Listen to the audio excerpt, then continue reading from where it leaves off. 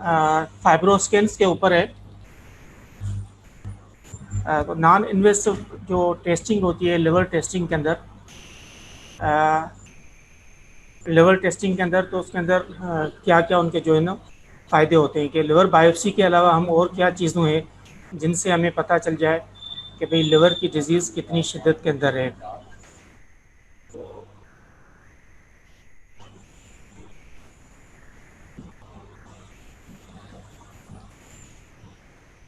तो फाइब्रोस्कैन एक ऐसा टूल है जिसके ज़रिए हम जिसके जिससे हमें अंदाज़ा हो सकता है कि हमारी लिवर की डिज़ीज़ है वो कितनी शिद्दत के अंदर है, उसकी शिद्दत कितनी है। तो उसके हम किस वक्त करते हैं कि कौन से मरीज़ों के अंदर हमें करना चाहिए और उसके क्या फ़ायदे होते हैं और कौन कौन से मरीज़ों के अंदर हम नहीं कर सकते हैं। तो एक्चुअली ये नॉन इन्वेसिव प्रोसीजर्स होता है। इसके अंदर जो है मैकेनिकल प्रॉपर्टीज़ जो लिवर की होती है, स्टिफनेस होती है और इलास्टिसिटी, उसका हम पता चल सकता है कि लिवर जो है वो उसकी स्टिफनेस कितनी है, कि नॉर्मल है या उसके अंदर फाइब्रोसिस हो चुका है। तो ये क्या होता है, फाइब्रोस्किन ऑपरेटिंग प्रिंसिस VCTE होती है, वाइब्रेशन कंट्रोल ट्रांजिट इलास्टोग्राफी होती है। पहले तो हम इसके बारे में ये जानेंगे कि ये किस तरीके से किया जाता है, उसके अंदर क्या क्या चीज़ें होनी चाहिए। तो ये फाइब्रोस्किन जो होता है वो एक मैकेनिकल इंड्यूस जो है शेयर वेव जो है प्रोड्यूस करता है। फिर उस वेव को जो है ना स्पीड उसकी की जाती है और उसके स्पीड के हिसाब से जो है ना वो कैलकुलेट की जाती है स्टिफनेस लिवर की। तो ये इस तरीके से होता है कि हम जो है मरीज़ को जो है वो लाइंग पोजीशंस के अंदर, फिर ये जो प्रोब होता है वो उसके लिवर की साइज़ के ऊपर रखा जाता है। फिर उसके हिसाब से जो है ना हम उसकी मेजरमेंट करते हैं। तो इसकी स्पीड अगर लो होती है तो उसकी लो स्टिफनेस होती है, जब हाई स्पीड होती है तो उसकी हाई स्टिफनेस होती है। उसके अंदर अल्ट्रासाउंड वेव्स होते हैं जिसकी वजह से शेयर वेव होती है जिसके हिसाब से हमें पता चलता है। फिर उसके डिफरेंट मोड्स होते हैं कि लिवर टिश्यूज़ के अंदर कितनी चीज़ें जो लिवर टिश्यू को हम किस तरीके से मेजरमेंट कर सकते हैं। अगर शेयर वेव जैसे इस पिक्चर के अंदर जो है वो जैसे दिखाई दे रहा है कि इसकी ड्रेप्थ अगर स्लो है तो उसका मकसद ये है कि लिवर अभी नॉर्मल है, इसके अंदर कोई स्टिफनेस नहीं है, फाइब्रोसिस नहीं हुआ है। अगर उसके वेव्स अगर रैपिडली आ रहा है, फास्ट हो रहा है, तो दैट मीन्स इसके अंदर फाइब्रोसिस हो चुका है। तो हम फाइब्रोस्किन क्यों करते हैं, कौन से मरीजों के अंदर करते हैं, लिवर के कौन सी चीज़ों के अंदर करते हैं। देखिए हमारे पास जो है वो ज़्यादातर जो पेशेंट्स आते हैं लिवर के अंदर, तो हमारे पास हेपाटाइटिस बी और सी के पेशेंट्स होते हैं। और भी डिजीज़ होती है जैसे अल्कोहलिक लिवर डिजीज़ होती है या नेश नॉन अल्कोहलिक लिवर डिजीज़ होती है, और बाकी भी विल्सन डिजीज़ होती है जिसके वजह से फाइब्रोसिस और सिरोसिस हो जाता है। मगर ज़्यादातर जो हमारा बर्डन जो है, हमारे पास डिजीज़ का बर्डन है, वो हेपाटाइटिस बी और सी की वजह से होता है। तो ये जो फाइब्रोस्कैन हम करते हैं तो उनके क्या फ़ायदे हो सकते हैं। एक तो हम इसलिए करते हैं कि भाई ट्रीटमेंट स्टार्ट करने से पहले वो मरीज़ जो हेपाटाइटिस बी और सी के होते हैं उनके अंदर हम फाइब्रोस्कैन करते हैं तो हमें फाइब्रोसिस का पता चल जाए, तो उस हिसाब से हम ट्रीटमेंट के ड्यूरेशंस का हम पता चल सकता है कि हम इस मरीज़ को कितने अरसे के लिए हम ट्रीट करें। और उसके बाद जब हम ट्रीट कर लेते हैं तो फिर उसमें रिस्पांस टू थेरेपी कितना हुआ है, कि उस मरीज़ को उसको फ़ायदा हुआ है कि नहीं हुआ है। फिर अगर ट्रीट कर लिया तो कौन से मरीज़ों के अंदर फाइब्रोस्किन से हमें पता चल जाता है कि फॉलो अप करें कि कौन से मरीज़ों के हम उसकी जो है वो हेपाटोसेलुलर कार्सिनोमा के लिए स्क्रीनिंग करें, और कौन से मरीज़ों के अंदर हम इसकी एंडोस्कोपिक सर्विलेंस करें। या एक फाइब्रोस्किन का फ़ायदा ये भी होता है कि एक ऐसा पेशेंट्स जिनकी हम इलेक्टिव सर्जरी करने जा रहे हैं, तो उनकी हम फाइब्रोस्किन करके हमें पता चल सकता है कि इसकी सर्जरी इलेक्टिव करनी चाहिए कि नहीं करनी चाहिए, और उसके अंदर कितने परसेंटेज के अंदर जो है उसकी कॉम्प्लिकेशंस या डिकम्पेंसेशंस के चांसेस हो सकते हैं। तो ये फाइब्रोस्किन का फ़ायदा होता है। जैसे हेपाटाइटिस, ये हम फाइब्रोस्किन की जो है वो स्कोरिंग होती है कि भाई हम 3 से लेके जो है वो 76 तक स्कोरिंग कर सकते हैं। जैसे हेपाटाइटिस बी की है कि उसकी स्कोरिंग 9 या 9 से ज़्यादा हो तो इससे पता चल जाता है कि भाई इसके अंदर सिग्निफिकेंट फाइब्रोसिस है। और हेपाटाइट सी के अंदर अगर 9.5 से या 9.5 से ज़्यादा हो तो उसमें सिग्निफिकेंट फाइब्रोसिस है। HCV और HIV के साथ अगर 11 से ज़्यादा है तो सिग्निफिकेंट फाइब्रोसिस है। कोलेस्टेटिक लिवर डिजीज़ के अंदर भी 10 से अगर ज़्यादा है तो उसमें सिग्निफिकेंट फाइब्रोसिस है। और इसके बाद जो है हम सिरोसिस कब पता चलता है, जब ऐसे मरीज जिनके अंदर 12 या 12 से ज़्यादा होता है, स्पेशली हेपाटाइटिस बी और सी के अंदर, तो इसकी रिजल्ट से हमें अंदाज़ा हो जाता है कि ये मरीज सिरोटिक है। तो ऐसे मरीजों के अंदर फिर हम ड्यूरेशन ऑफ थेरेपी का जो है ना डिसीजन कर सकते हैं। तो फाइब्रोसिन करने से पहले पहले हमें क्या एहतियात करनी चाहिए कि जिस मरीज़ का हम फाइब्रोस्किन करें तो वो कम से कम 3 से ज़्यादा जो उसकी फास्टिंग होनी चाहिए, और पानी पी सकता है मगर खाना नहीं खाया हुआ हो। तो जैसे मैंने पहले बताया कि भाई हम फाइब्रोस्किन जो करते हैं, फाइब्रोस्किन से हमें पता चल जाता है कि भाई इसके अंदर फाइब्रोस्किन के बाद इसमें फाइब्रोसिस कितना है, इसमें सिग्निफिकेंट फाइब्रोसिस है या सिरोटिक हो चुका है। तो उसी हिसाब से फिर हम जो है वो ट्रीटमेंट का ड्यूरेशन डिसाइड करते हैं। वो पेशेंट्स जिसके अंदर फाइब्रोसिस नहीं है, लो फाइब्रोसिस है, जिनकी स्कोर 7 से कम है, तो उसके अंदर फिर हम 12 वीक तक जो है वो थेरेपी देते हैं। और वो पेशेंट्स जिनके अंदर बहुत ज़्यादा फाइब्रोसिस है, तो उसके अंदर फिर जो हम 24 वीक्स की ड्यूरेशन का ट्रीटमेंट का प्लान कर सकते हैं। तो ये डिफरेंट जो है वो इंटरनेशनल गाइडलाइन से AASLD की है, WHO की, ईजल की है। ये फर्स्ट लाइन टेस्ट की जाती है कि भाई आप ट्रीटमेंट शुरू करने से पहले पहले आप फाइब्रोस्किन कर लें, तो आपको अंदाज़ा हो जाएगा तो भाई इस फाइब्रोस्किन करने से हमें ट्रीटमेंट का ड्यूरेशन कितना चलना चाहिए। फिर वो मरीज़ जिनकी ट्रीटमेंट हो गई तो उसको फॉलोअप कैसे करें, हम सर्विलेंस कैसे करें HCC के लिए, जिनके अंदर सिग्निफिकेंट फाइब्रोसिस है, जो हमने पहले पहले वाली स्क्रीनिंग जैसे मैंने आपको बताई, ये वाली जिनके सिग्निफिकेंट फाइब्रोसिस 9 या 9 से ज़्यादा हो, तो उसके अंदर हम फिर स्क्रीनिंग करनी चाहिए फॉर HCC के लिए। या वो पेशेंट्स जिनको सिरोसिस हो चुका है तो उनकी 12 से स्कोरिंग ज़्यादा है, तो फिर हम सर्विलेंस पर एंडोस्कोप सर्विलेंस हम कर लें।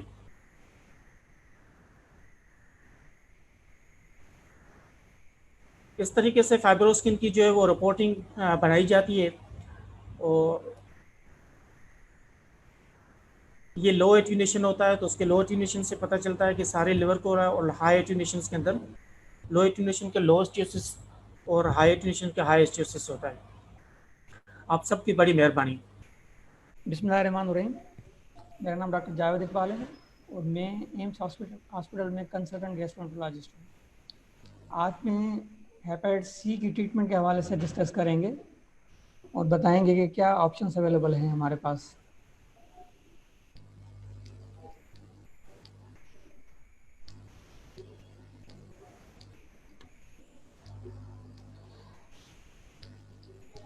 अच्छा, शुरू में हेपेटाइटिस सी का ट्रीटमेंट ऑफ ऑप्शन जो है इंटरफेरॉन हुआ करती थी, मगर इंटरफेरॉन के साथ बहुत सारे इश्यूज थे जिसमें पेशेंट टॉलरेट नहीं कर सकता था, उसके साथ साइड इफ़ेक्ट्स होते थे और कंप्लाइंस भी अच्छे नहीं होते थे और रिजल्ट्स भी इतने खातर खा नहीं थे, जिस वजह से बहुत इश्यूज रहते थे। मगर जब से ये डायरेक्ट एंटीवायरल एजेंट्स या ओरल एंटीवायरल्स के आने के बाद ये सारे इश्यूज रिजॉल्व हो चुके हैं।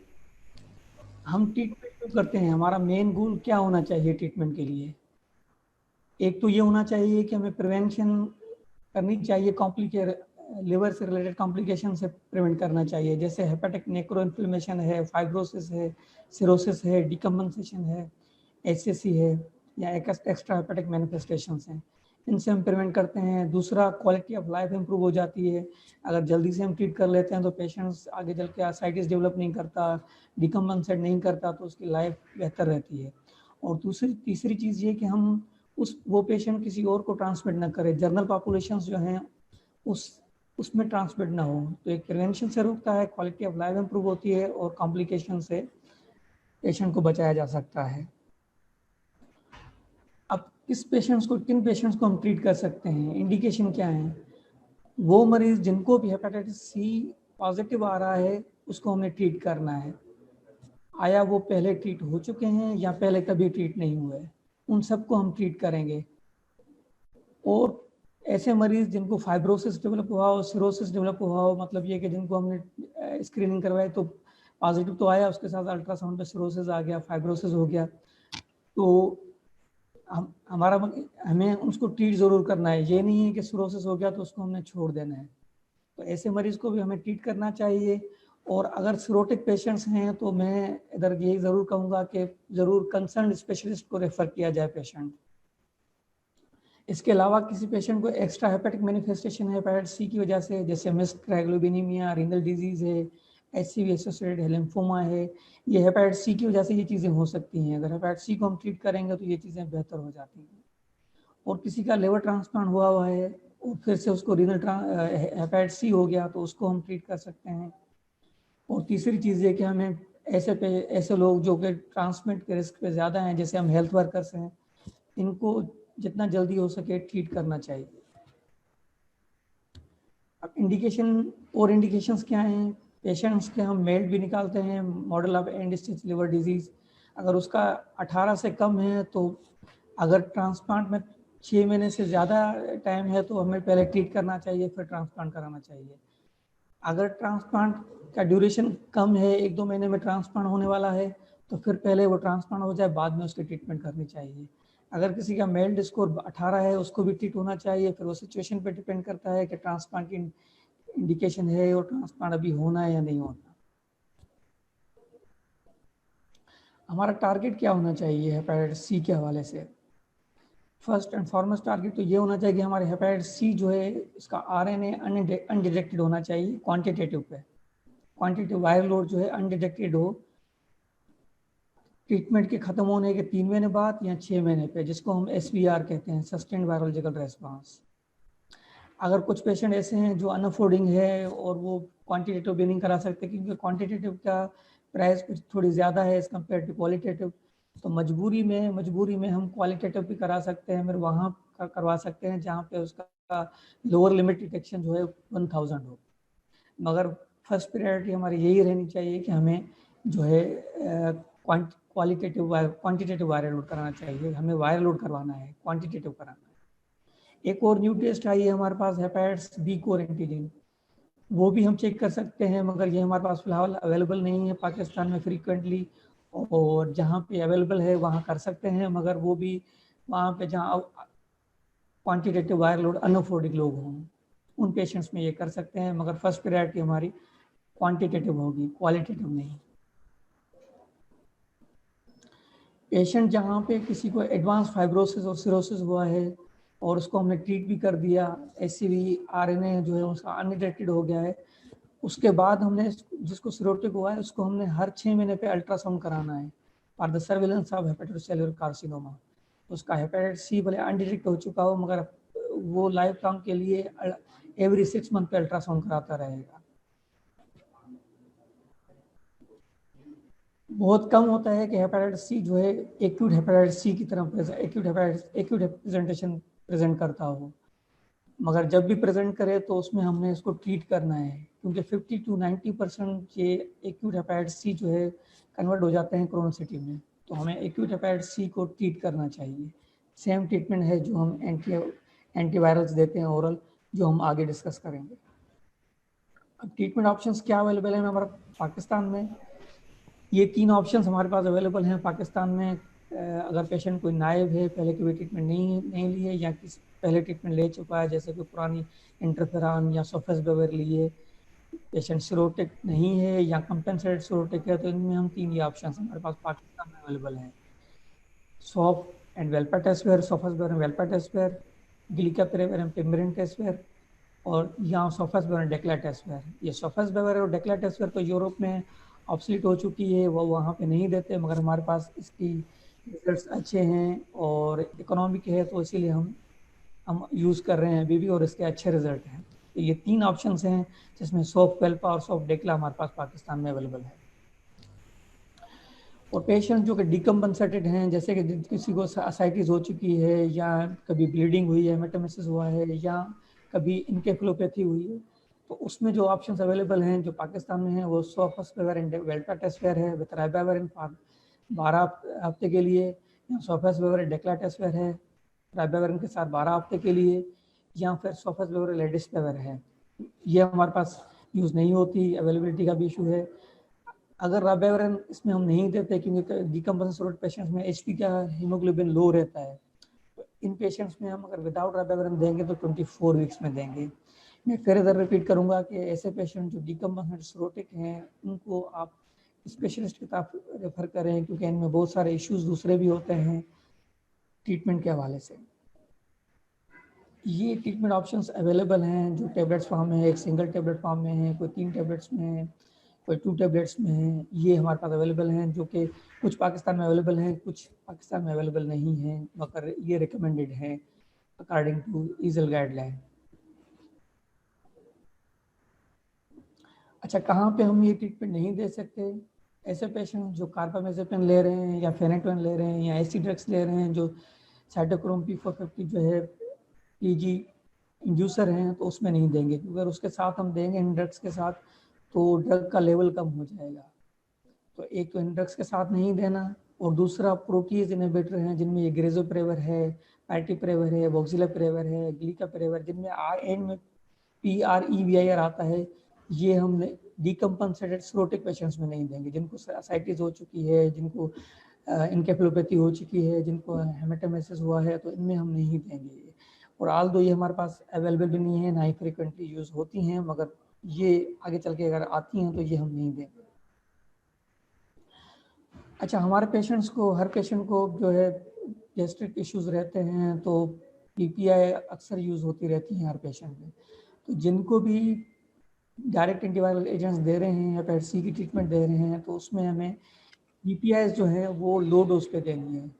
ओमिप्राजोल होगी तो 20 mg OD देनी है, या एस्माप्राजोल है तो वो भी 20 mg OD देनी है।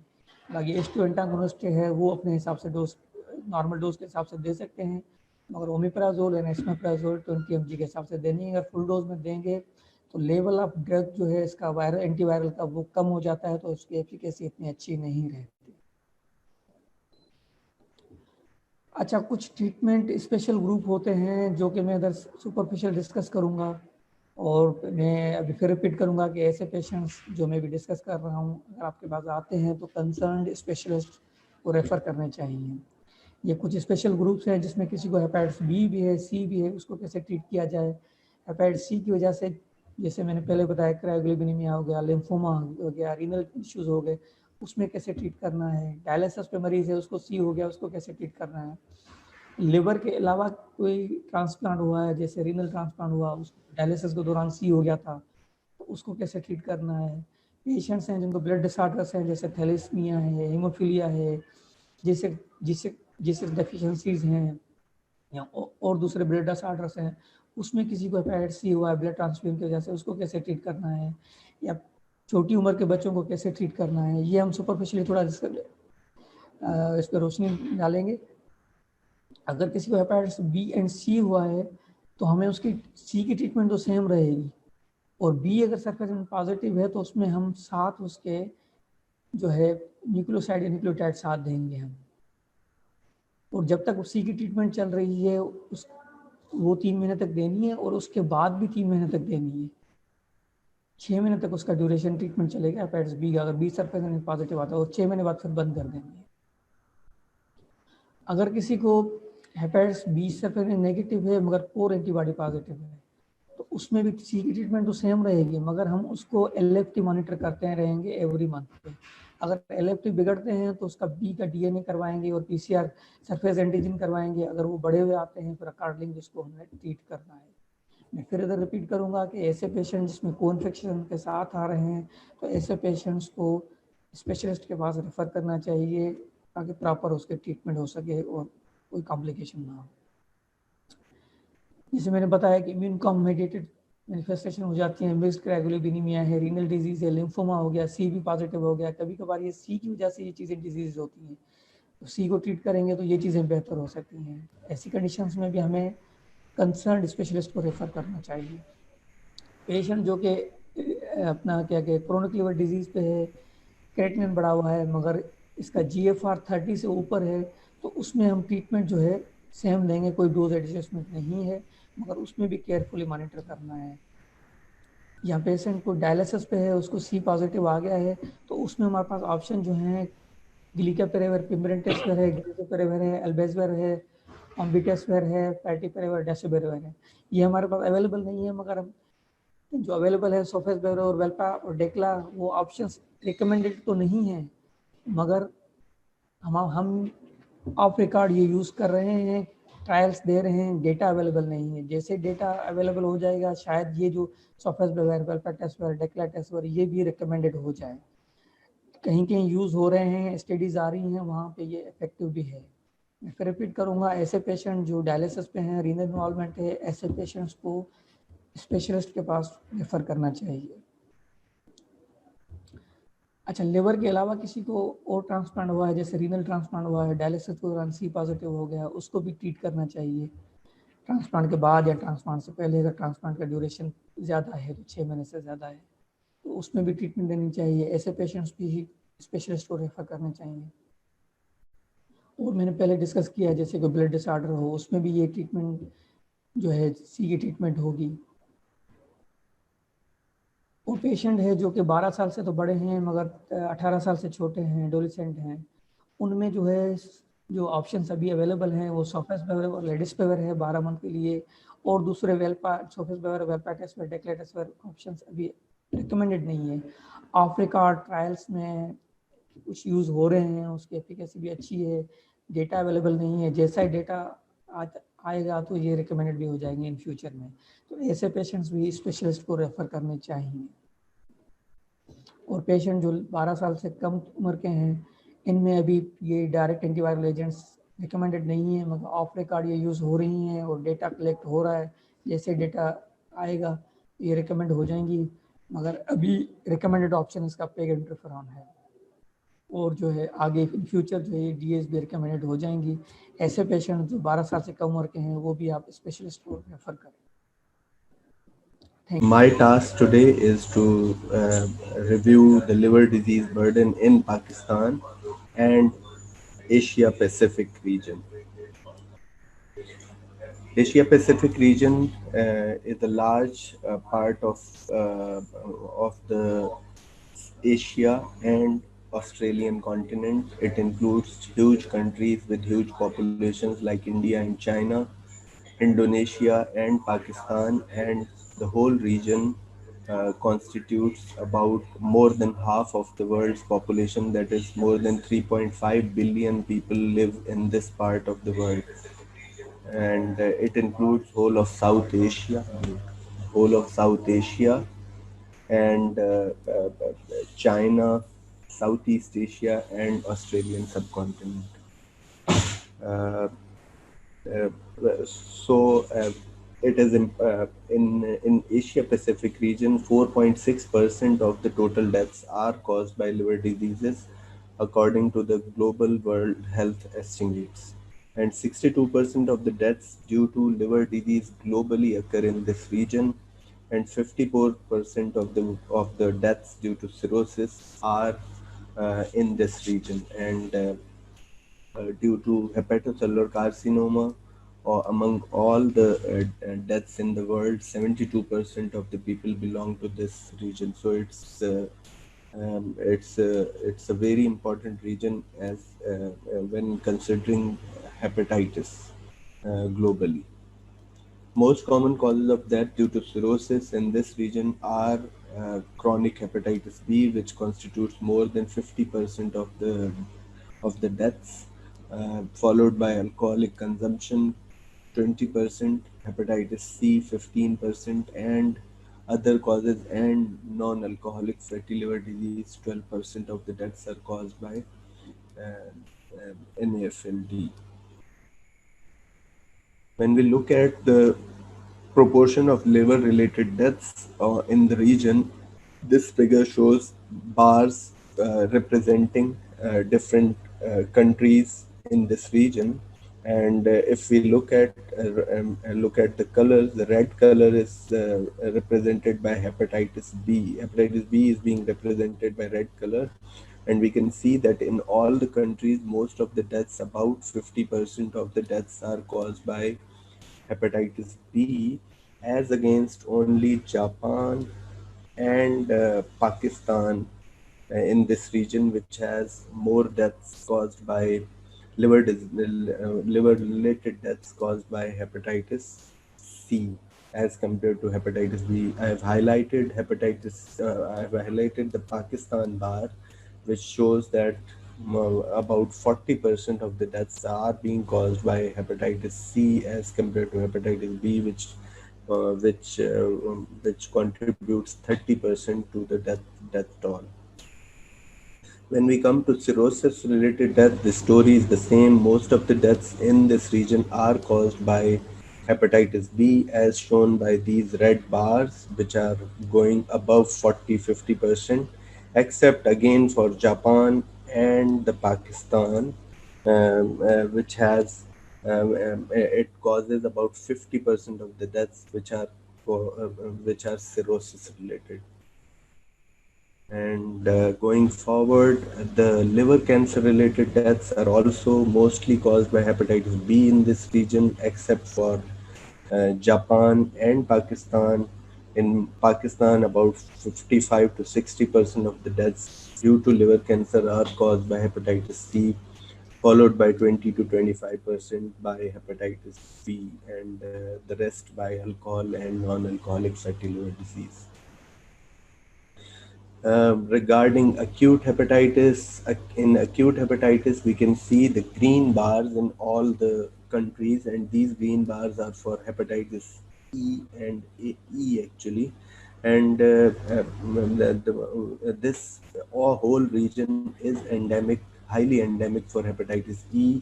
So it has a good 10 to 20% of the proportion of the deaths in this region are caused by hepatitis C. But the most important killer due to acute hepatitis in the region is hepatitis B, as shown by the red lines on this bar chart. And regarding Pakistan, most of acute hepatitis deaths are due to hepatitis B, followed by hepatitis E and A. Now we come to this recent data from 2015 published recently in Lancet, showing Pakistan's figures, and we can see that if we see at acute hepatitis deaths over that year were 4,500 that were reported. Most of them were due to hepatitis B, followed by E, and the liver cancer deaths were 4,400 in 1 year, that is 2015, and cirrhosis related deaths were 18,000, although the range was 10,000 to 27,000, but it has been seen that reported that up to 30 to 40,000 of people in Pakistan lose their life due to cirrhosis.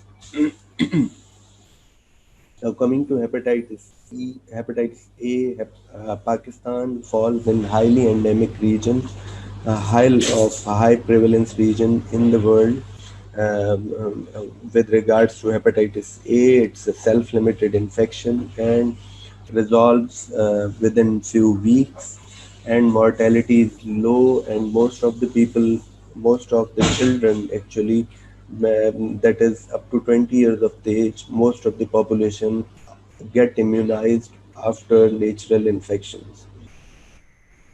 About hepatitis E, Pakistan also and this Asia Pacific region falls in a highly endemic area for hepatitis C, and it is also a self-limited infection. Now, when we come to hepatitis B and C, the most important data we have got is from the national survey, which was conducted in 2008 and all over the country led by Dr. Homa Qureshi, and it showed that prevalence of hepatitis B surface antigen positivity, that is hepatitis B, was 2.5% all over Pakistan, and for hepatitis C it was 4.8%, that is near to 5%. So if we adjust that by the 2017, the latest census of Pakistan, then in the latest census, the Pakistan population was 200 million, 20 crore, and So if we adjusted the figures of 2008 to present population, we have 5 million people living with hepatitis B and 10 million people, about 10 million people living with hepatitis C, and combined it makes about 15 million, 1.5 crore log, who are living with hepatitis, chronic hepatitis B or C, which is a big number. It means that every 15 to 20 persons are suffering from hepatitis B or C in Pakistan. When we look at hepatitis B surface antigen positivity, Pakistan is one of the leading countries with the highest number of patients, and this graph shows the highest number of patients country-wise, and led by China, and Pakistan has about 5 million people as shown by this highlighting red circle. When we compare the data in different provinces, Punjab, because of its larger population, has got the highest prevalence of hepatitis B. 2.64 million people are there in Punjab with hepatitis B, followed by Sindh with 1.2 million people, and KPK. The highest prevalence was in Balochistan for hepatitis B, and that was 4.3%. The total prevalence in Pakistan was 2.5%. And when we look at this map of Pakistan, this map is showing prevalence of hepatitis B in different districts of Pakistan. And the darker the color is, the higher the prevalence in those districts. And if we can see that the highest prevalence was especially seen in the middle of the country, that was northwestern Balochistan, the southern Punjab, and northern part of the Sindh. And this is called the hepatitis belt or delta or hepatitis B belt of Pakistan, in the middle of the country, where in many of the districts the prevalence was more than 5-6%, and even up to more than 10% in some of the districts of Balochistan. With regards to hepatitis C, we are also one of the leading countries with highest number of the patients, only second to China. And if we can see, Pakistan has got, in this chart it shows that there are 7 million, but now it has increased to 10 million because of the population increases. This is the data from 2008 survey, which shows 7 million, but now it has increased. Definitely would have, as it has been reported that about 150,000 people are added to Pakistan's number every years with regards to hepatitis C. When we compare the data from different provinces, Punjab has the highest numbers of HCV patients, highest prevalence 6.7%, 7.3 million people in Punjab suffer from hepatitis C, followed by Sindh with 2.4 million people, and KPK and Balochistan has fortunately low prevalence for hepatitis C. So total of about 10 million people have hepatitis C, and prevalence is 4.8% all over the country. This is the map for Hep C, and we can see the districts which are marked as red have the highest prevalence. With regards to Sindh, it is Ghotki and Nowshera Firoz, followed by Dadu, Sangat, Jacobabad, and Shikarpur. In Punjab, it's more of central Punjab or the western Punjab, and KPK and Balochistan have lower prevalences. In that national survey, it was seen that most of the highest prevalence was seen in age 30 to 60 years of age. People with 60 years of age, that was more about 3 to 4% was seen as compared to the younger people. With regards to hepatitis B, the risk factors were seen, and the people who had more than 10 injections or were used or had reuse of syringes on them, or had more prevalence of hepatitis B. And same was the case for Hep C, that more than 10, the people who got more than 10 intramuscular injections or had reused syringes had more prevalence of Hep C. And same was the case for the people who were shaving, who were getting shaved outside home, who were sharing toothbrushes or sharing cigarettes, tattooing or ear piercing, or had a history of surgery, had slightly higher prevalence as compared to people who didn't had those risk factors. Um, and then there are also high risk groups like healthcare workers, not in healthcare workers, but actually security personnel, prisoners, and intravenous drug users had higher prevalence, as reported in this study by Maiman et al. For hepatitis B and C, both. Thank you. That's all with regards to the burden of hepatitis in Pakistan. And I leave you with this message that 9 in 10 people living with viral hepatitis don't know. So it is very important that testing is increased and enhanced all over the country so that we can get rid of hepatitis by 2030, as the targets have been set by WHO. Thank you. Should we continue? Yeah, sure.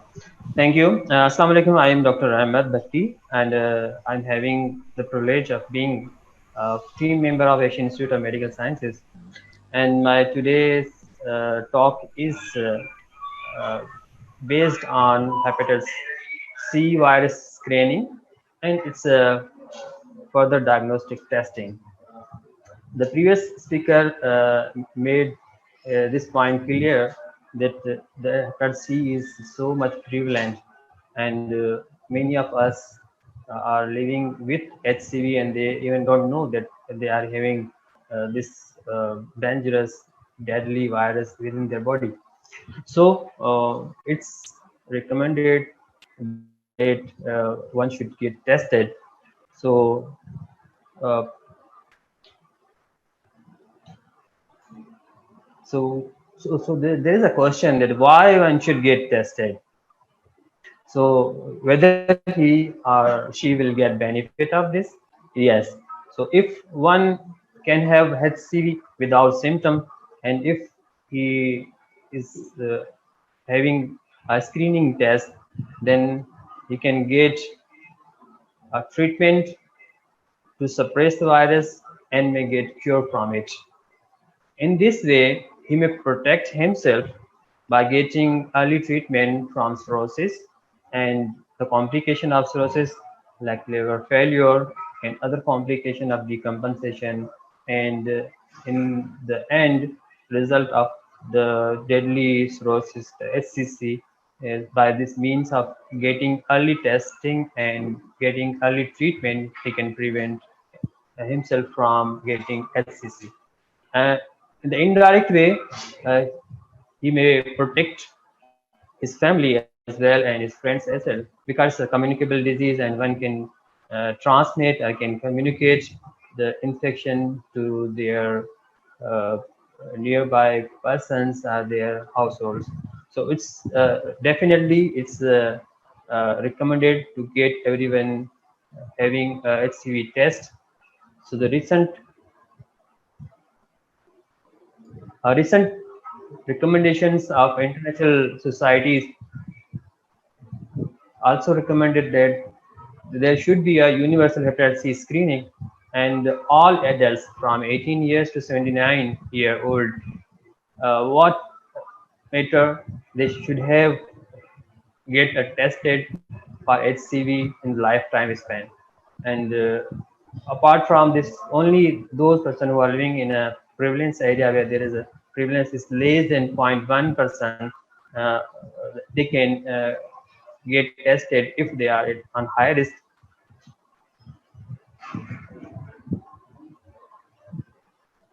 Second, universal hepatitis C screen is recommended in all adult patients except where there is a prevalence is less than 1%. So it's hardly any area of the world is remaining behind that having a prevalence of less than 1%. So it's universal to get tested everybody in lifespan time. And the other group which should be tested is the all pregnant women during each pregnancy should get tested. And there is also a condition if the prevalence is less than 1%, then they can be exempted from this screening. Apart from this, the all-time hepatitis testing is recommended in regardless of the age, and setting up prevalence in people with recognized condition are exposed. Those patients who are highly exposed or who are on high risk, they should be tested for HCV, and these are pupils who are currently using or injecting drugs.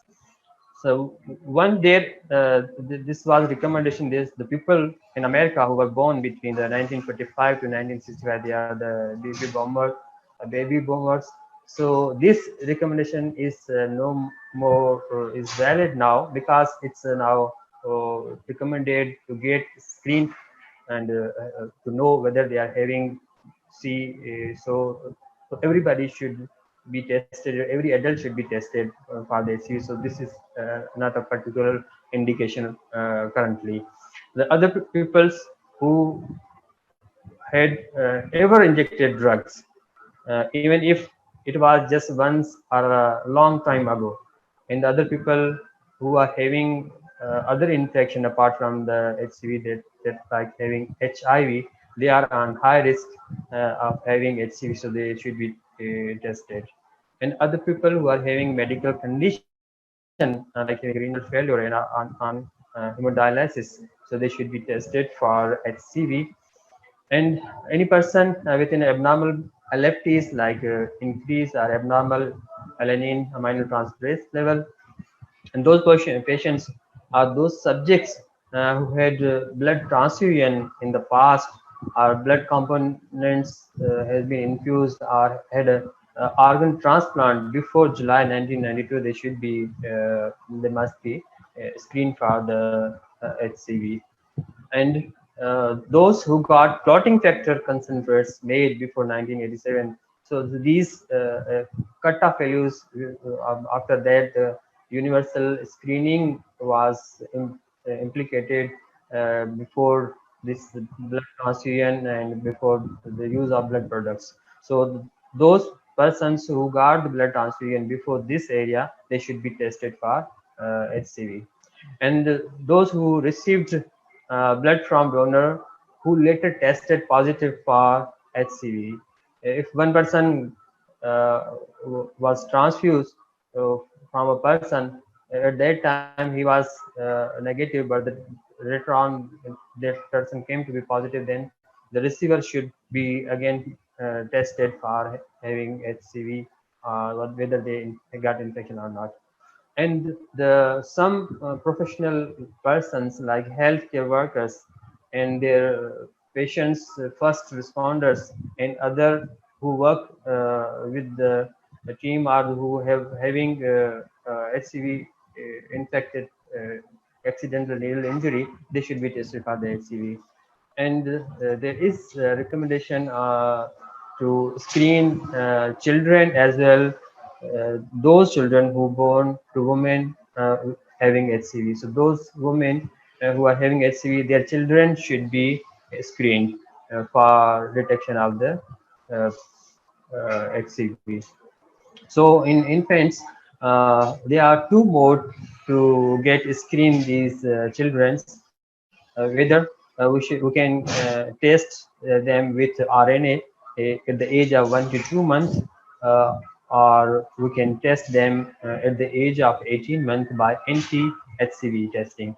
So the benefit of getting early testing is that most of the infant and they lost to follow up, and we might miss them. So it's better to get tested these kids at the age of 1 to 2 years. But all these children should be treated and retested at the age of 3 years, and if they got positive, then the treatment can be considered. Apart from the general recommendation of one-time testing in all adult population and all pregnant women in each pregnancy, and some patients who are having high risk, there is some routine periodic testing recommendation in people who are at high risk and they are having high risk factors. So these patients, these persons, these subjects should be retested at a periodic space. So the specific period is not mentioned in recommendation, but it's better to check such patient yearly. So these people are who currently injected drugs and they share needles, syringes, and other during the preparation of equipment. And other people with selected medical condition, including people who are ever received maintenance hemodialysis. Those people who are on maintenance hemodialysis, so they should be periodically tested for HCV.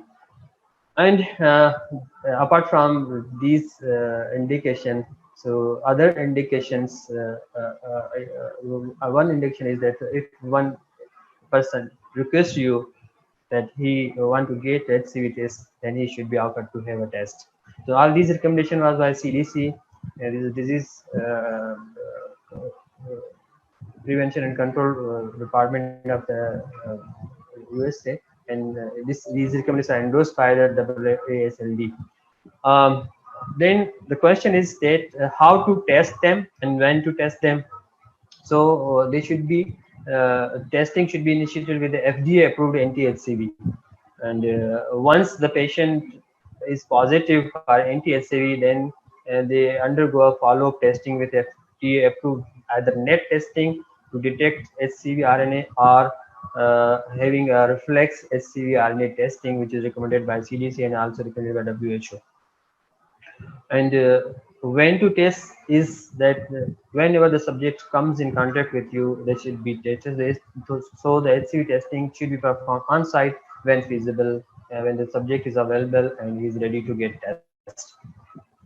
So this is a flow chart of investigation of screening to a subject. So the first test is to be performed is HCV antibody with FDA approved ELISA method, and if the test is negative and that shows that the result is non-reactive, it means that no HCV antibody is detected in the body and no further testing is recommended.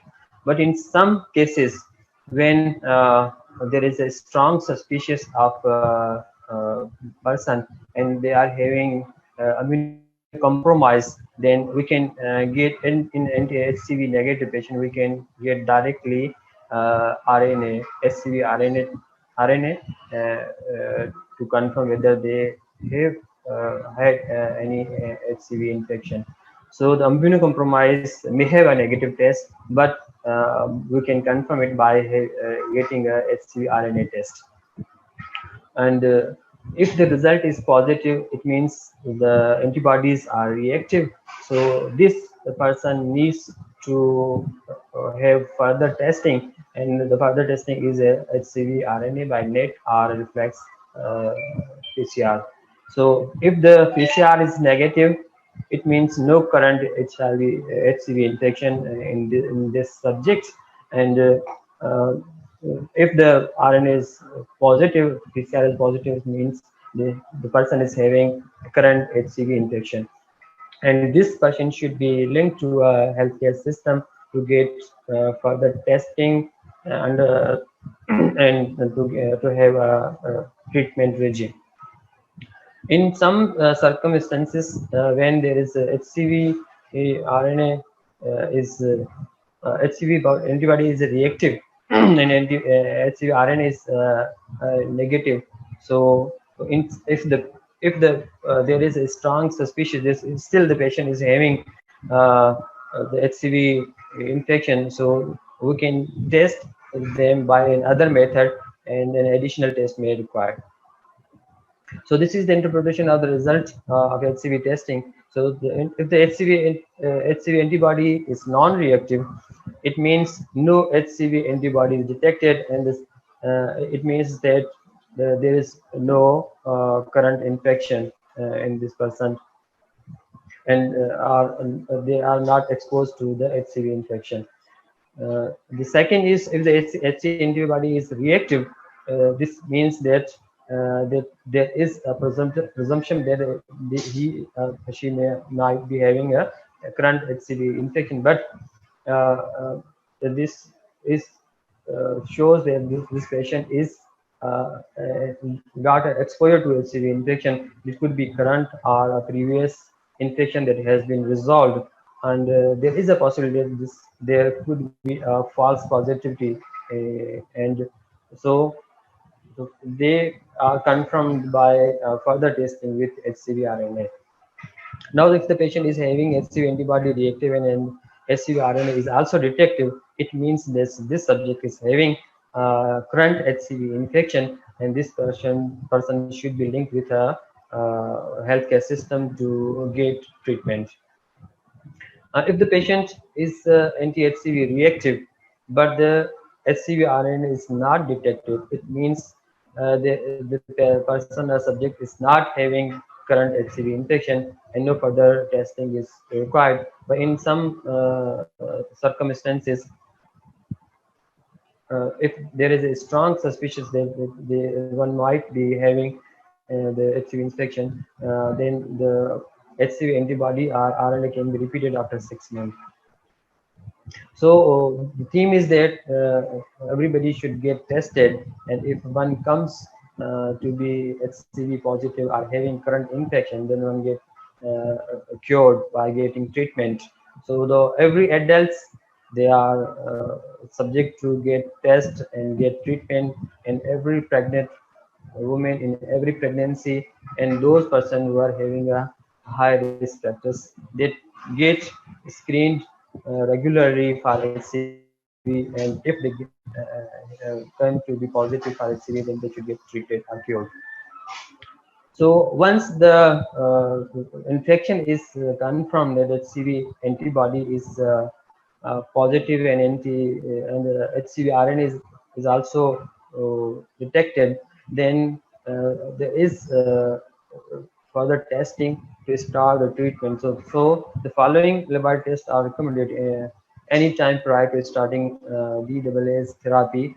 So the HCV viral load is recommended, and usually when we getting HCV PCR the first time, we order a viral load, so we can also make the treatment feasible. And other test is genotyping. The genotyping is not recommended universally, but if we are planning to provide a non-pan genotypic DAAs, then genotyping and its subtypes are recommended.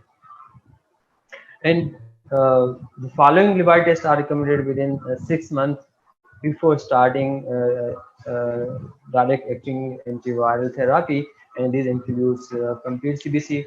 So you should know whether they are hemodynamically stable, hemodynamics are stable or not, and whether there is underlying liver damage or not. So some laboratory tests, blood tests, blood panels are recommended. This includes international normalized ratio, INR, hepatic function panel that include albumin, total and direct bilirubin, and aminotransferases, and aspartate aminotransferase and phosphatases. These are the part of the LFTs. And one should know the renal status of that patient before starting treatment, and also the status of hepatitis B and HIV. So there are some categorization or some categories of patients before starting direct antiviral therapy, whether they are having viral disease, whether they are having HPV co-infection, or whether they are having HIV co-infection. So they are recommended that they should get underlying disease if they are having.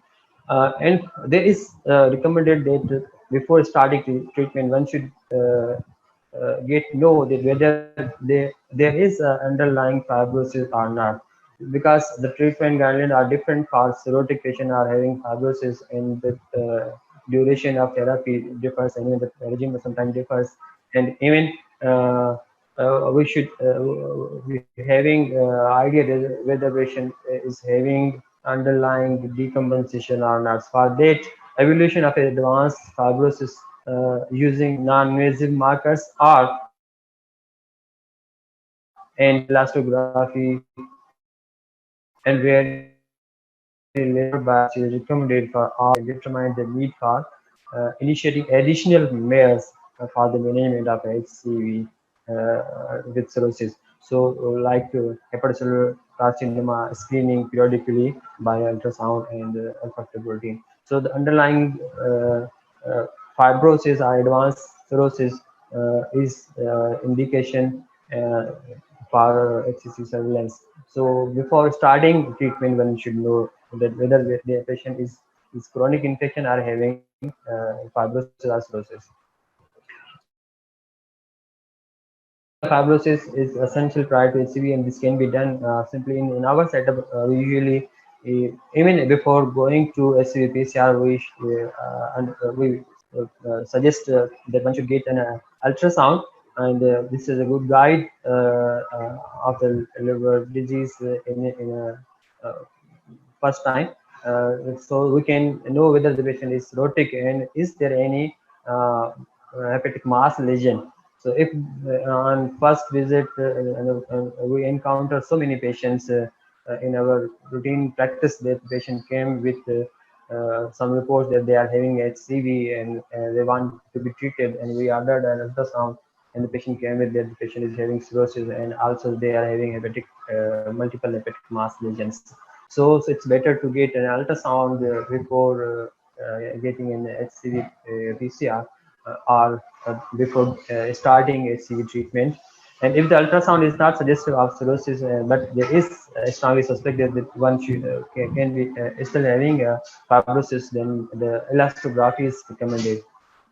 So elastography, this was described by Dr. Abdul Hafiz in details. So this is a good guide to stage the fibrosis. If there is a meta-wide stage 0-2, so there is no fibrosis, and this can be treated simply, and no follow-up is required. And if there is a advanced fibrosis, then the treatment duration and whether to aid ribavirin or not, and these patients may definitely require HCV surveillance and may need EGD for HCV induced esophageal varices. So other means to detect underlying fibrosis is direct non-invasive biomarkers, and they are the component of the extracellular matrix, and the other are indirect non-invasive biomarkers, and they are usually used on the EPRI and FIB4. So if the elastography is not available, then we can use these direct or indirect in non-invasive biomarkers to find out and to get underlying fibrosis. If they are combined with the elastography, then the results are excellent, and there is no need of further testing to confirm the whether the patient is having fibrosis or cirrhosis. So other means to detect the fibrosis are the magnetic resonance elastography, and in some circumstances, liver biopsy may be indicated. Usually, it's not used for the purpose of diagnosis nowadays. And other some testing are required before starting GAAs, are that if the patient is having cirrhosis or fibrosis, then one should get a MELD score and a CTP score. So these are non-invasive biomarkers testing calculators available on net, and MELD scoring, CTP scoring, they can easily be calculated by putting some values, and they are easily available on the net. Like this is male scoring for NSL liver disease, and sometime if the patient is having advanced cirrhosis and patient is decompensated, there is a screening EGD is recommended, and to screen and categorize the esophageal varices, and as well as, if indicated, the eradication of esophageal varices. And this can be done before the treatment or during the treatment. And if the ultrasound suggests any hepatic mass lesion in the patient with HCV, and the patient is having cirrhosis and having hepatic mass lesion, so the CT scan triphasic is recommended, and there is need to rule out HCC. Sometimes on ultrasound there are multiple small lesions, but they can to be sort of nodules, and even after getting CT scan, if they came to cirrhotic nodules, so the one can still get treatment for HCV. And if the patient is having HCC, hepatocellular carcinoma, then they should be referred for further treatment for like local regional treatment or for the transplantation. So this all about was investigation regarding HCV. Thank you all of you. Alhamdulillahi Rabbil Alameen, wassalatu wassalamu ala Sayyidil Mursaleen. A'udhu billahi minash shaitanir rajim, bismillahir rahmanir rahim.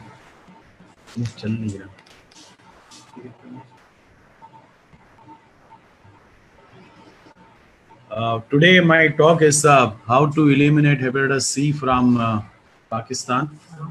Before going to the detail that how can we get rid of Pakistan hepatitis C, we must know what is the burden of disease, number one, and number two is that what is the prevalence and how many patients we have addition per year and how many patients we are treating per year. So we start with this. The total HCV affected people in the world is nearly about 70 million, जिसे उर्दू में 7 करोड़ कहेंगे. 10 to 12% of the people who are affected with hepatitis C, they resides in Pakistan. So the prevalence, as Dr. Saadat already told you, nearly about 5% HCV in Pakistan. And if you see the consensus of 2017, it's nearly about 80 lakhs to 11 million, और you can say कि 80 लाख से 1 करोड़ के करीब अफराद जो हैं पाकिस्तान में उनको हेपेटाइटिस सी है. The most common route of transmission आप सबको पता है पाकिस्तान में unsafe medical practice unfortunately, and annual death in the world because of hepatitis C only is nearly about 400,000 to 500,000.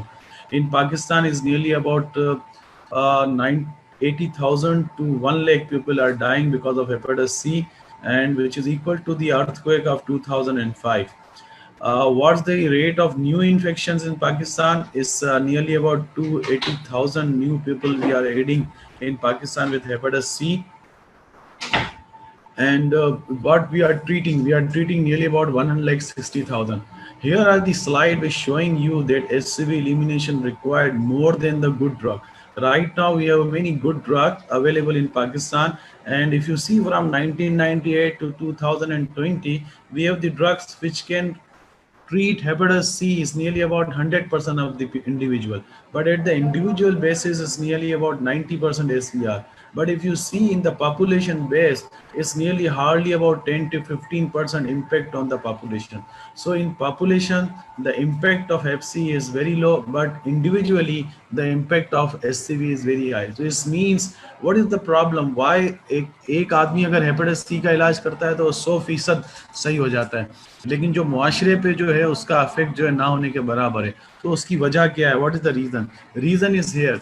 If you have a drug which is 100% effective, having 95% SVR, you have 100%, but you are screening only 20% of your patient and treat all this 20, you have 19% will be get rid of disease.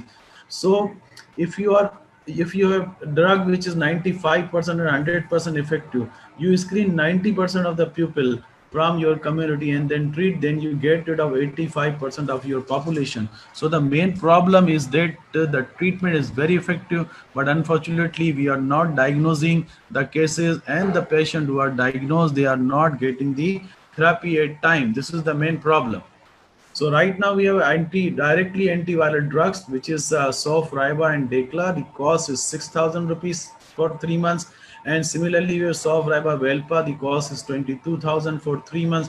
The total annual uptake of the hepatitis C medicine in 2018 1,60,000 and 650. तो तकरीबन 1,60,000 लोगों ने 2018 में इलाज कराया, और ये तकरीबन 2% बनता है टोटल नंबर ऑफ पेशेंट। यानी अगर आपके पास 1,60,000 लोगों ने इलाज कराया और टोटल नंबर कितने आपके पास, nearly about 80 lakhs to 1 crore, तो 1 करोड़ में से सिर्फ 2 लाख लोगों ने इंजेक्शन दवाइयां ली हैं हेपेटाइटिस सी की। तो इसका मतलब ये हुआ कि आपके पास दवाइयां तो हैं, लेकिन आपके पास वो सोर्सेज नहीं है, वो डायग्नोसिस नहीं है कि आप लोगों को डिग आउट करें और फिर उनका इलाज करें। तो जब आप इस रेस के साथ चलेंगे, जब आपके पास हर साल 2,80,000 आदमी जो है नए cases, you are getting new cases 2,80,000 and you are treating how much 1,60,000, तो 1 लाख का पूल आपके पास बढ़ता जा रहा है हर साल। तो ये 2030 में तो कभी भी आप इलाज नहीं कर पाएंगे। तो ज़रूरत इस समय की है कि we have to treat all the patient in one time. तो 1 पॉइंट ऑफ टाइम पे इनको जमा करना होगा और ट्रीटमेंट करना होगा। तो WHO जो कहती है, वो कहती है eliminate SCV as a public health threat, 90% reduction in SCV incidence and 65% decrease in the mortality. How to achieve this goal? You have to diagnose in the community the 90% of your patient. तो आपके पास जो मरीज हैं उनमें से 90% को आपको dig out करना पड़ेगा और 80% को इलाज करना होगा। And unfortunately not in Pakistan, that throughout the world the only 10 to 12% of the people are aware of they are suffering from hepatitis B or C. तो इन हालात में आप किस तरह उसको खत्म कर सकते हैं? तो हमारे पाकिस्तान में जो अभी स्ट्रेटजीज हैं how to eliminate, one is the micro elimination. हमारे पास NGOs काम कर रही हैं, welfare various Selanis and others, they are providing the treatment. Government organization है, what we are doing, we are screening our patients in our clinics, testing them and providing treatment. Consultant, they have transferred their techniques to the family physician and also the nursing physician's assistant as well.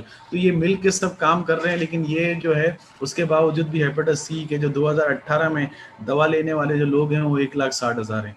तो there are the certain projects which are online, कि आप online बैठ के consultant सारे physician से राब्ते में रहे हैं एंड दे फिजिशियन जो है उससे राब्ते में रह के दे स्टार्ट ट्रीटमेंट। तो this is the project echo, this is also very popular, but उसके भी इफेक्ट इतने ज़्यादा नहीं है जब तक इसको सही तरह इलाज नहीं किया जाए।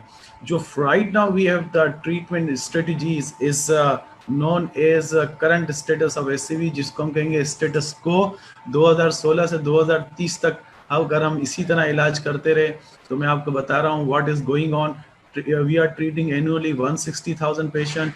Right now we have the prevalence of 4.9, but in 2030 we will end up with 5.1, यानी 5 infected हो जाएगा।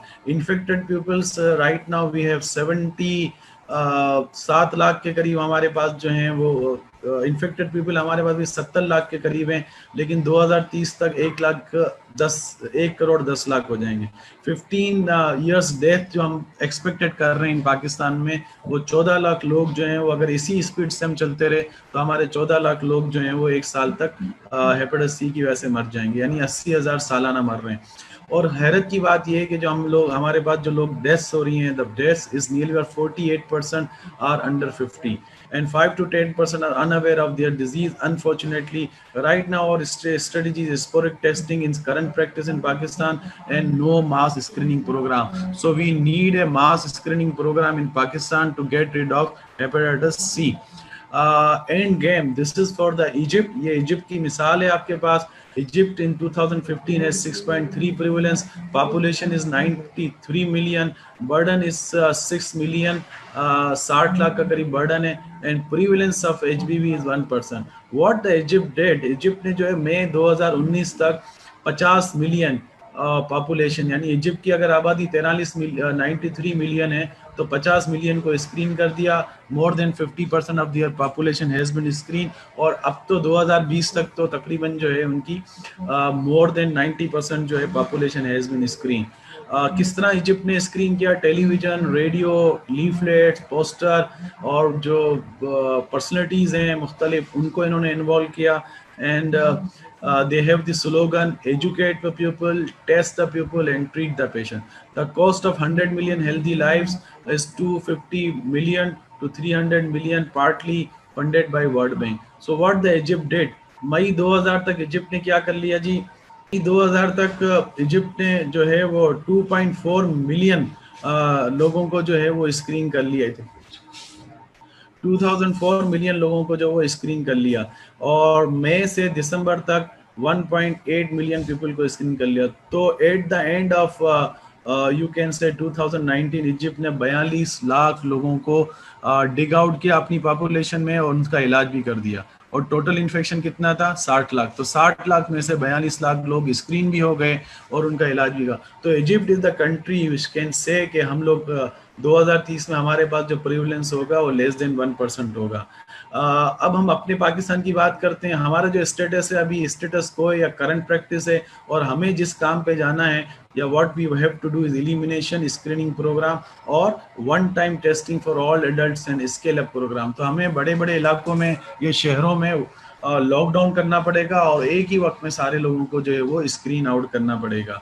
So this is the article which is published in Jama, और इस जगप्रीत चतवाल और उसके साथ नवीद और फसिया कमल है, इन लोगों ने एक स्ट्रेटेजी बनाई है और उन्होंने कहा कि assessment of feasibility and cost of hepatitis C elimination in Pakistan. According to this, to achieve WHO goal in 2013, Pakistan HCV testing would need to scale up at least 25 million, यानी 2.5 करोड़ अफराद को हमें सालाना टेस्ट करना होगा। जब हम 2.5 करोड़ अफराद को टेस्ट करेंगे तो वी विल गेट 9 लाख अफराद को हेपेटाइटिस सी के केसेस मिलेंगे, और उन 9 लाख में से हमें जो है वो तकरीबन 8 लाखों का इलाज करना पड़ेगा, तो 7.5 लाख लोगों को फायदा होगा। तो इस तरह हम हर साल जो है वो 7.5 लाख लोगों का इलाज करेंगे, जो हमारे 80 लाख या 1 करोड़ लोग हैं। जब हम इसी तरह इलाज करते रहेंगे तो आप देखेंगे 2025 में जब हम आएंगे तो हमारे पास जो है जो नए केसेस होंगे, जो डायग्नोज होंगे, जब आप 2025 या 26 में जब आप 2.5 करोड़ लोगों को टेस्ट करेंगे तो आपके पास जो है वो 30,000 के करीब जो है 3 लाख के करीब जो है वो नए केसेस मिलेंगे।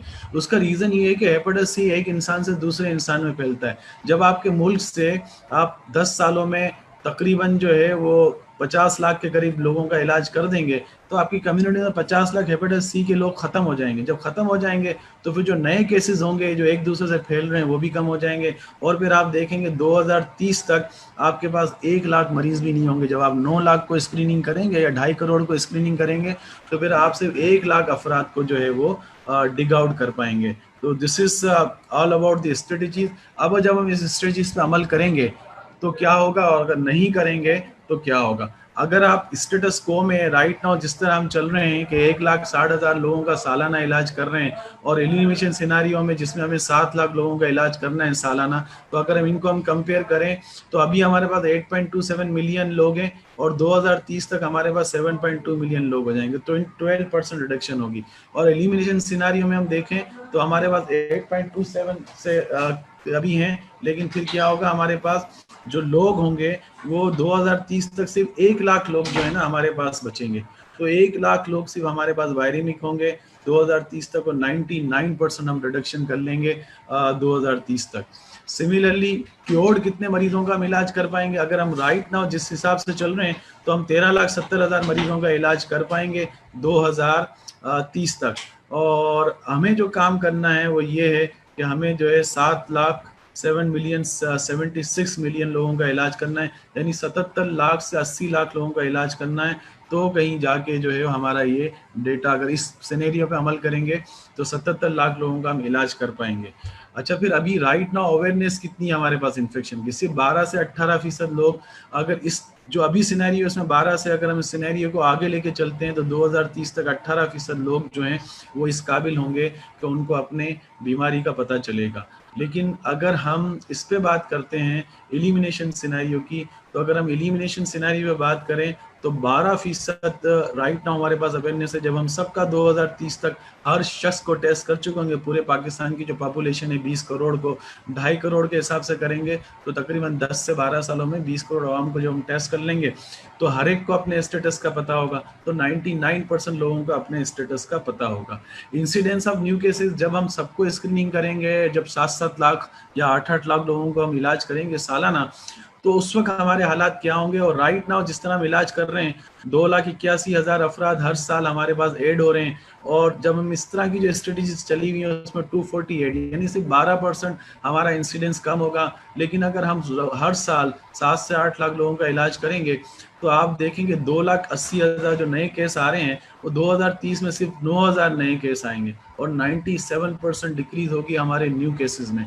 और न्यू केसेस में जब हमारा 97% डिक्रीज होगा तो आप समझे सिर्फ 1 लाख अफराद हमारे मुल्क में हेपेटाइटिस सी के साथ रह जाएंगे। जब 1 लाख होंगे तो ऑब्वियसली जो डिसिमिनेशन है, नए केस हैं, वो भी ना होने के बराबर हो जाएंगे। तो ये सारी चीज़ें हैं, और यही तस्वीर आपको जो दिखा रही है एससीवी इंसिडेंस, ये देखें राइट नाउ जो हमारा डार्क जो ब्लू है वो हमें बता रहा है कि अगर हम स्टेटस को पे चले, यानी जिस तरह की स्ट्रेटेजी हमारी है, तो ये पूरे का पूरा इसी तरह रहेगा। लेकिन अगर हम आगे चलेंगे तो फिर हमारी स्ट्रेटेजी बेहतर होगी। और हम 2000 we were discussing the 2 type of elimination scenarios, one is status quo and other is the elimination scenario on the WHO guidelines. So what expecting the deaths because of hepatitis C? If you are working on elimination scenario, if you are working on status quo, you are expecting the same deaths, nearly about 1 lakh deaths every year, and it will be equal to 14,40,000 by the end of 2030. But if you are working on WHO guidelines and escalating screening and elimination scenario, from 93,000 the death rate will be decreased to 32,600, which is equal to 65% reduction of the total number of deaths in year. So you are expecting only 3,23,000 and you can save nearly about 1 million people from going into the death because of the hepatitis C. So cumulative incidence of decompensated cirrhosis, if you're working on the same status quo, we are expecting nearly about 10 lakhs people with decompensation of liver disease. But if you are working on elimination scenario and WHO guidelines, the total number of decompensation would be 0.6 million. यानी 10 लाख मरीज अगर हम जिस तरह चल रहे हैं तो 10 लाख मरीज आइंदा सालों में एसाइटिस के साथ, अपर जीआई ब्लीड के साथ और हेपेटोमा के साथ आएंगे। लेकिन अगर हम जिस तरह 2030 और WHO गाइडलाइन को अमल करेंगे तो ये हमारे 6 लाख लोग होंगे, nearly about 44% reduction in the decompensation. Similarly, what about the SCC? If you are working on the same speed or status quo, so we are expecting 7.7 million 7.7 million और 7,74,000 नए केसेस SCV के होंगे 2030 तक। और अगर हम एलिमिनेशन सिनेरियो पे काम करेंगे तो we will have 5,47,000 of SCC, nearly about 29% reduction in the SCC. So the total cost of SCV elimination, the total cost of SCV management in 2018, जो अभी हमारे पास करंट सिनेरियो है जिसमें हमारा मुल्क हेपेटाइटिस सी पे जो पैसे लगा रहा है वो तकरीबन जो है वो 68 करोड़ मिलियन डॉलर में है ये सारे। तो 68 करोड़ के लिए मतलब 684 मिलियन डॉलर जो है वो हम लोग जो है वो लगा रहे हैं। और अगर हम इसी तरह चलते रहे तो ये कॉस्ट दवाओं की जब कम होगी, टेस्टों की कम होगी, तो 597 डॉलर्स कॉस्ट होगी पर ईयर की बाय द 2030। लेकिन हर साल हमें कितने लोग मिलेंगे? 1 लाख डेथ्स होंगी। तो अगर हम मतलब इस तरह के चीज़ों पे चलेंगे तो 684 मिलियन हमें देने पड़ेंगे साल के, जो कि कम होकर 597 मिलियन हो जाएंगे। लेकिन जो डेथ्स होंगी वो हमारी 1 लाख होंगी। What about the elimination scenario? The total cost of elimination, this project decrease in the cost was associated with the deaths from the SCV infection. Under the SCV elimination scenario, using currently recommended diagnostic testing जो हम सारी कर रहे हैं और जिस तरह हम इसको टेस्ट करेंगे उसमें जो हमें शुरू में जो होगी वो 1.26 बिलियन डॉलर हमें खर्च करने पड़ेंगे इन 2020 और 2021, जो कि at the end of 2030 equal to 89 million. तो कॉस्ट हमारी आस्ते आस्ते कम होगी, क्योंकि हमारे पास नए केसेस कम हो जाएंगे, हमें जो है नए मरीज जो होंगे वो भी कम हो जाएंगे, और cost obviously for drugs and test वो भी कम हो जाएगी। तो मेरा कंक्लूजन क्या है? कंक्लूजन ये है कि हमारे पास we have so many program, we have so many design, we so many have scenario. The most important thing is that which we don't have is the practical approach. Until and unless Pakistan में कोई practical approach नहीं होगी, लोग one time mass screening नहीं होगी, ये hepatitis C जो है वो ख़त्म होता नहीं आ रहा। दुनिया भर के एक्सपर्ट्स ने कह दिया है कि you have to have a mass screening program for hepatitis C, but unfortunately हमारे मुल्क में इतनी स्पीड के साथ काम नहीं हो रहा। दो सो मेनी सोसाइटी, तो गवर्नमेंट भी जो है बहुत हद तक इंटरेस्ट ले रही है, but the point is that implementation. आपके सामने इजिप्ट की एग्जाम्पल है, व्हाट इजिप्ट डिड। इजिप्ट ने तकरीबन 1.5 साल में 42 लाख अफराद का इलाज कर दिया, और अपने मुल्क की तकरीबन जो है वो 10 करोड़, मतलब जो इनके पास 10 करोड़ अवाम है उसमें से 8 से 9 करोड़ अवाम को उन्होंने स्क्रीन भी कर लिया। तो इसी तरह पाकिस्तान में भी स्क्रीन करना होगा। जब तक हम स्क्रीन नहीं करेंगे, हम हर साल इसी तरह जमा होते रहेंगे और लोगों को बताते रहेंगे कि पाकिस्तान में हेपेटाइटिस सी इतना है, पाकिस्तान में हेपेटाइटिस बी इतना है, हमें ये करना है। तो the only thing is that practical work का वक्त आ गया है, और अल्लाह करे कि पाकिस्तान से हेपेटाइटिस सी और बी ख़त्म हो। PSLD का ड्रीम है Pakistan the whole world free of hepatitis B and C. Thank you very much. Assalamu alaikum wa rahmatullahi wa barakatuh.